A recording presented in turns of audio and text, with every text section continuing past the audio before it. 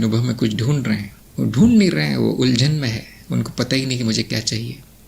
जो बताया जा रहा है वो समझ के बाहर है उनकी, तो अशुद्धि बहुत है।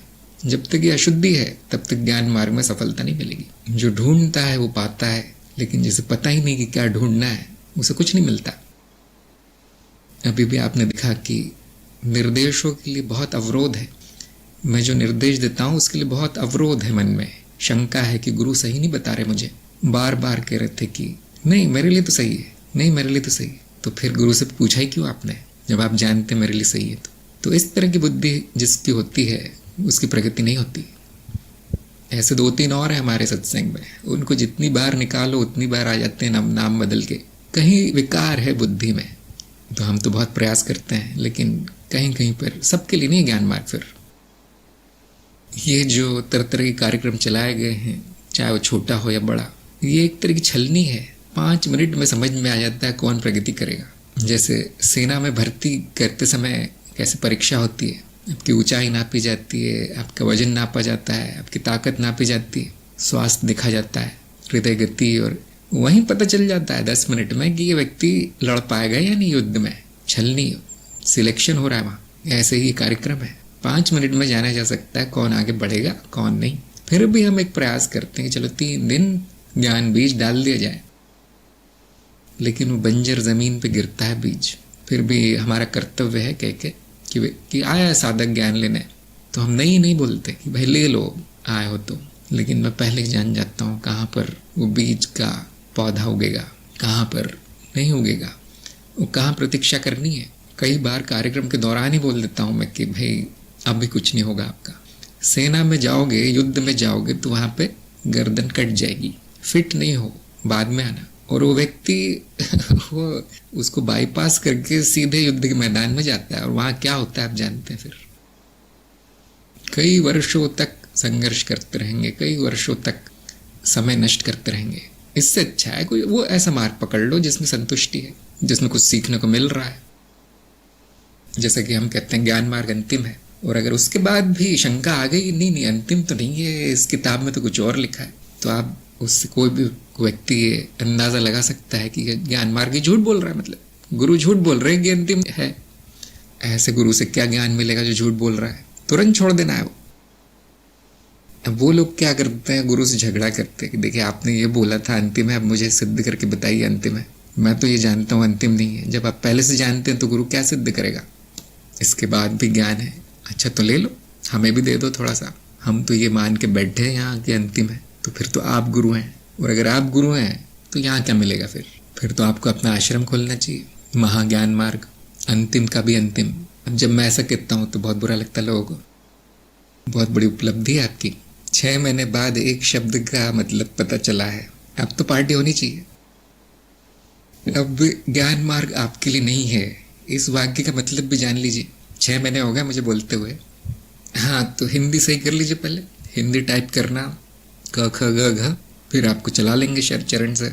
स्कूल में है, कॉलेज में है, 30 वर्ष की आयु में वापस आइए ज्ञान मार्ग कार्यक्रम में। 30 वर्ष तब तक कुछ सीख लीजिए। और बाकी लोगों की तरह आपको ये भी स्वीकार नहीं है कि गुरु जी आप गलत बोल रहे हैं, मैं जानता हूँ मैं ज्ञान मार्ग, तो फिर हटा दिया जाएगा। जो निर्देश नहीं मानते उनको निकाल लिया जाता है कार्यक्रम से, सत्संग से, सब जगह से। हाँ मैं कुछ दिन तो रुकता हूँ कि थोड़ी बुद्धि आ जाएगी व्यक्ति में, थोड़ा समझ जाएगा कि यहाँ प्रगति नहीं होगी मेरी। लेकिन जो ऐसे अड़े रहते हैं जिद्दी बच्चों की तरह, फिर मुझे निकालना पड़ता है। वो नाम बदल के आ गए तो भी वो कुछ दिन बाद पता चल ही जाता है कि वही व्यक्ति आया है। नाम बदल सकते हैं आप, स्वभाव कैसे बदलेंगे।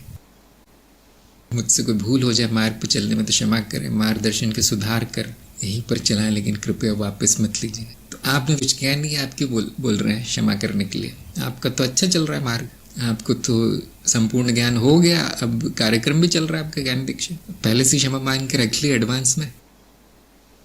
मैं सबकी बात नहीं कर रहा है, जो 2-3 लोग यहाँ अटके हुए हैं, जो चूहा अटक जाता है चूहेदानी में, आकर्षण में ज्ञान मार्ग के खाने आता है, वो अटक जाता है पिंजरे में, उस तरह से बहुत लोगों का हो गया है। तो उनको मैं कहता हूँ ये, बाकी सब लोगों का बहुत अच्छा चल रहा है। बाकी जितने भी कार्यक्रम में आते हैं करीब 90% सफल होते हैं, 10 में से 1 या 2 उनको सीधा बता दिया जाता है कि हाँ भाई अभी नहीं हो सकता कुछ, ये मार्ग ठीक नहीं है, बेकार है। और उसमें से भी 2-3 अड़ जाते हैं, नहीं बेकार है तो भी मैं यही रहूँगा और आपकी घंटों बर्बाद करता रहूँगा। तो ऐसे लोगों को निकालना पड़ता है। तो अक्सर वो या तो उम्र में छोटे होते हैं, सुनते ही नहीं हैं, या फिर अपने आप को बड़ा समझते हैं। तो काफ़ी लोगों के साथ ये किया गया है, लेकिन उनकी प्रगति रुकी है अभी तक। बड़ा दुख होता है देखकर। बाकी लोगों से मैं बहुत खुश हूँ। आप तो उनका नाम भी नहीं जानते जो सबसे तेज प्रगति कर रहे हैं इस कार्यक्रम में, बोधि वार्ता में और ज्ञान मार्ग में। उनकी हम शक्ल भी नहीं जानते, उनके नाम भी नहीं जानते, अदृश्य हैं। उनके तो प्रश्न भी नहीं आते, वो तो बस सत्संग में ऐसे ही आ जाते हैं मुझसे मिलने, साथ बैठने, प्रश्न भी नहीं है उनके। तो इसलिए मैं कहता हूँ सत्संग नए लोगों के लिए बहुत आवश्यक है। यहाँ पे आकर अपना ज्ञान प्रकट करना बहुत आवश्यक है। हाँ, मैं पहचान लेता हूँ, कई वर्षों से मुझे अब अनुभव हो गया है। ऐसे कोई चमत्कार नहीं करता मैं। जिनको मैं कुछ बोल नहीं रहा हूँ, बड़ी अच्छी प्रगति होती है उनकी, हो रही है उनकी। उनको कहीं जाने की आवश्यकता नहीं है। ज्ञान मार्ग में आप पूरी तरह सफल होंगे। छोटी मोटी गलतियाँ सभी करते हैं, हम उनको जाने देते हैं, चलो आगे जाके ठीक हो जाएगी। तो ये लोग जो हैं, जो असफल होते हैं, वो सभी के लिए एक उदाहरण है कि जिनका समय नहीं आया है उनको न मार्ग मिलता है न गुरु मिलता है। और यदि मिल भी जाए और गुरु का निर्देश न लेना चाहे तो गुरु द्वारा स्वीकार कर दिया जाता है। सही मार्ग चुनना बहुत ज़रूरी है। बहुत धीरे चल रहा हूँ, मुझे भी क्षमा करे काम होने के कारण। हमारे कार्यक्रम में कोई समय सीमा नहीं है, आप जितना समय चाहिए ले सकते हैं। लेकिन एक बात तो तय है कि आपका काम सारे ज्ञान विज्ञान और वेद उपनिषद से बहुत बड़ा होगा। हमें बता दो, जो सृष्टि में सबसे बड़ा समझा जाता है, आत्मज्ञान ब्रह्म ज्ञान आदि, उससे भी महत्वपूर्ण अगर है कुछ तो फिर तो बहुत महान कार्य होगा वो। तो जिन्होंने अभी तक इसका महत्व नहीं जाना है वो ऐसी बैलगाड़ी में घिसटते रहेंगे। लेकिन हमें कोई उसमें कोई समस्या नहीं है, क्योंकि कई जन्म भी लग जाते हैं। वो आपको तो 1 आध साल लग रहा है, कोई बात नहीं उसमें, तो आप अपना समय लीजिए। लेकिन अगर आपने अपने मार्ग को महत्व नहीं दिया है, जिसके लिए आपने जन्म लिया है उसी को महत्व नहीं दिया है, तो आगे क्या होगा वो जाना जा सकता है। कार्यक्रम समाप्त हो जाएगा, भुला दिया जाएगा, महत्वहीन हो जाएगा। और जो इससे भी बड़ा कार्य आप कर रहे हैं, कई जन्मों तक करते रहेंगे। जो हमारे 18 अध्याय है, 18 दिन में सुनकर उनके लेख लिखे जा सकते हैं। 18 भी नहीं तो कम से कम मान लीजिए 25-30 दिन में किया जा सकता है कार्य, जिसमें लगन है, जो सही में मार्ग के लिए बना है। आके यहाँ पे 18 घंटे टाइप करते रहते संदेश तरह तरह के। अब इसके लिए कैसे समय मिलता है आपको?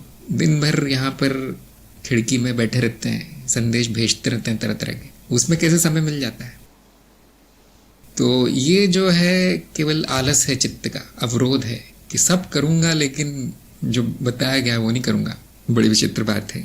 जैसे कि मैंने कहा, जो सही में सफल है ज्ञान मार्ग में, उनका नाम भी नहीं जान पाएंगे आप। कुछ लोग तो कार्यक्रम में आते भी नहीं है, वो कहते हैं अरे त्रिदिवसीय में सब हो गया, धन्यवाद, कुछ नहीं उसके बाद दिखाई नहीं देते हो। तो कुछ लोग जिज्ञासा है तो देखने आ जाते हैं इस कार्यक्रम में क्या है, और ज्ञान प्रसार और प्रयोगों में आदि में रुचि है उनकी, तो वो रुक जाते हैं। और बड़ा अच्छा चल रहा है उनका। कभी कभी तो मुझसे बात नहीं करते हो, आपने जो बता दिया, अब आपका कोई उपयोग नहीं रहा, सब जान गया हूँ। ऐसे हैं लोग हमारे यहाँ। ज्ञान होने के बाद कोई गुरु नहीं है, कोई शिष्य नहीं है।